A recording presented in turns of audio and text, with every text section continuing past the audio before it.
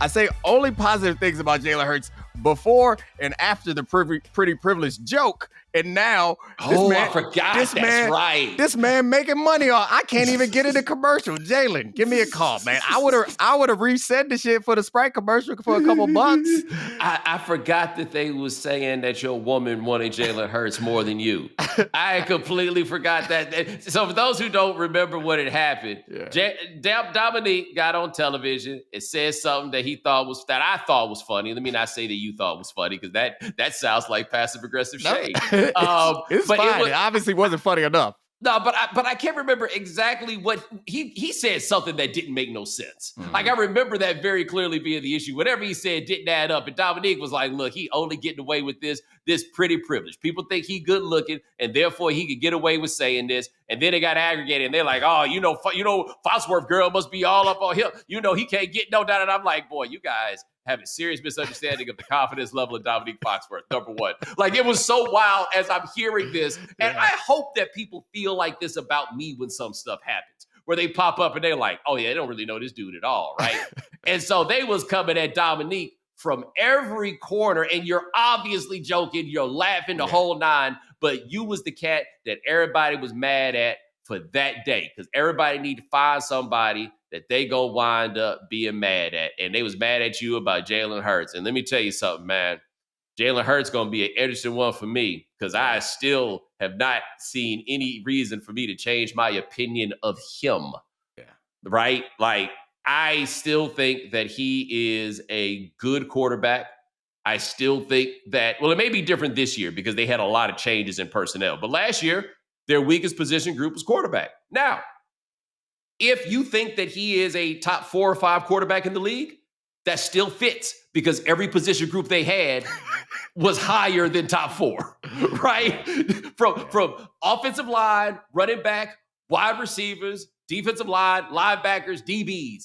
They was all the way up there. And if Jalen Hurts was the 5th best quarterback in the league, which I think we all agree is the highest that you can reasonably put him, then that was still their weakest position group, right? But we've made it in this world such that the quarterback is the answer for everything, in spite of if we see it here. And, people like him, right? Yeah. He is a well-liked player. It's going to take more for me to change where I come from on Jalen Hurts than it did for me to change where I came from on Josh Allen. Now, granted, I never thought he was terrible like I thought Josh Allen was terrible. But I don't think I can get there to top 5, or at least I am not there yet. If he shows that he, like, a leap, not even a leap, but a jump in his play, I might be able to ride out with you. But they still don't seem like they really want to throw the ball unless they got to. Yeah, and if any other situation you could thrive the way they thrived without throwing the ball, of course you don't. Because what's high risk, high reward is throwing a deep pass. What's low risk and high reward?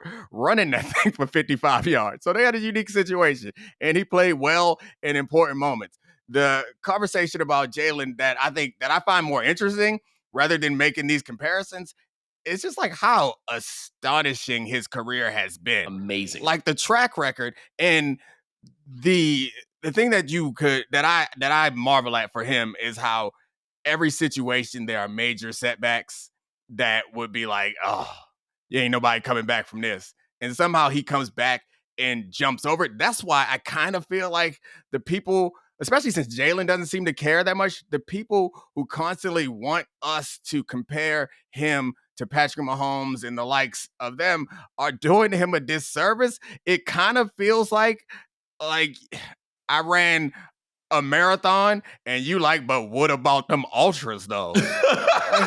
I just ran damn near 25 miles. Can we, like, that to me is what's so impressive about, like, we can go through the whole history of his career, but he obviously he kind of failed to some degree at Alabama, then went on and won the Heisman somewhere else. Well, hold on. This is where it's interesting, right? It's major setbacks while also being wildly successful. Yeah. Okay? So, freshman year at Alabama, he was the offensive player of the year. He was first team, all SEC. And if I'm not mistaken, he was a Heisman Trophy finalist, right? Like, he was way up there.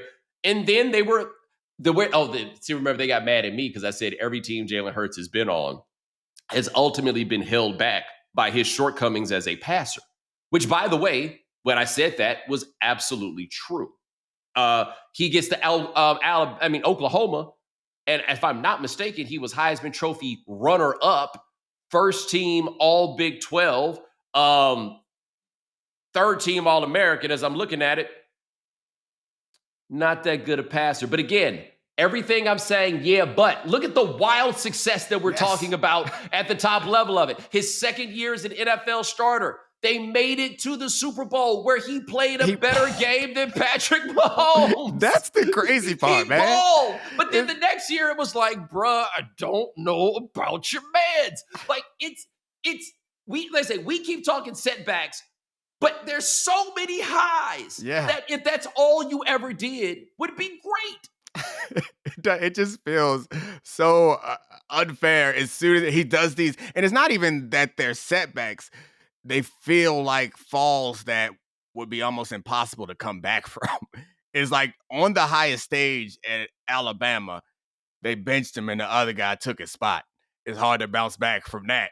And then you're a second round pick behind a guy who's a damn near wins the MVP. It's hard to come in there and take that spot. Then you go to Super Bowl, play well, and have a really like a bad season the following year in your second round pick. It's hard to come back from that. He then comes back and balls out in the Super Bowl again and wins one and gets a Super Bowl MVP. It's that all the Jalen Hurts supporters, if you really cared about him, that's what we need to be focusing on. Yes. Stop pushing him out here to go fight these other bullies. Let's celebrate what he's done so far. Well, I will say, though, the one thing that I don't think was as hard as you pointed to was unseating Carson Wentz. I have two rationale. Mm-hmm. Number one, for whatever reason, the people around him don't seem to like him that much. I don't know why. But number two, second round picks are intended to be starters. Mm-hmm. Somebody took him with the thought of, maybe we can get this other cat out of here and do it for the cheap. But you're right. He has pulled it off. And now this year's going to be interesting because they don't have all the same guys, right? Like Mekhi Becton not playing left guard or whichever guard he played for you. They didn't dare put him on the same side as Lane, did they? I can't remember. He was on the right. Oh, God. I think he was on the right. The eclipse. They just had an eclipse on the right side of the line. I can't imagine. You imagine you play over there and it's Lane on the other side and you're like, nah, let me get the light work. The 375-pound guy next to him. First round pick. So I told you, I posted up with Lane at the Super Bowl in Vegas and I just couldn't believe it. Yeah, Lane, and I remember, I think it was at the same party we saw where he was walking around with a diamond chain. Big old chain. I was like, man, I didn't even know how to feel or think. Sometimes it's just different species of humans, and Lane fits in that category. Ryan says that Lane Johnson used to be a quarterback. Yeah, I've heard that. I don't understand what that means. Like, what are you talking about? Quarterback where and how? Like what? Like I'm hearing this and I'm suspended. Like, he was a quarterback in JUCO. Hold up. So we're not even talking about like seventh grade. No, not in high school. He played quarterback in tight end at a JUCO. What fucking offense were they running?